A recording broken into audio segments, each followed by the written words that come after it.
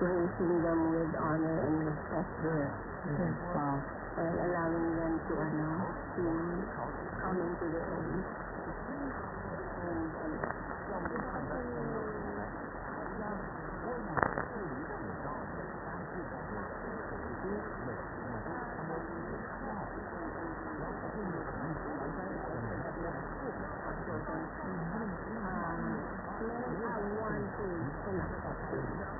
One thing ko po gusto mo ibigta kung ano sa dapat.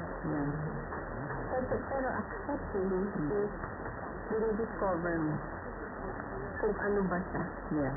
And tanggap mo kung ano siya. Mas mag-bloom yun. Mas mag-rise up yun. Mas magiging totoong lalaki yun.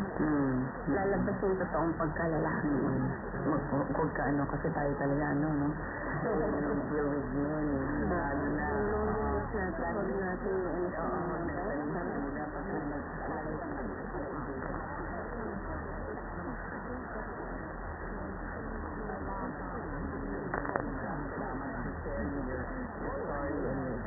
towards loneliness, and I'm sure a lot of our listeners learn from you, and thank you again. Susunod na issue. Kung may alam pa tayo pag-usapan.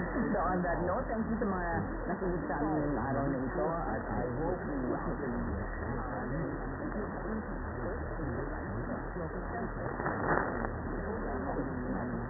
you so much mga kaibigan, and deadline ha, sa 15 na bukas. bukas pala. Thank you so much po sa pag-join sa amin. Nabangan niyo ang susunod natin edisyon muli ng ating panahon ng Panginoon. At on behalf of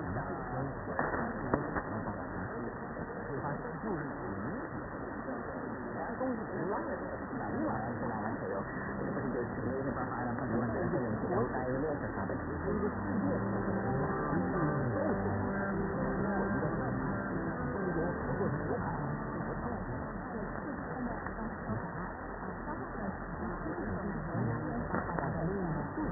Mga kwento ng tagumpay at pag-ahon mula sa mapait na karanasan ng buhay. Dito lamang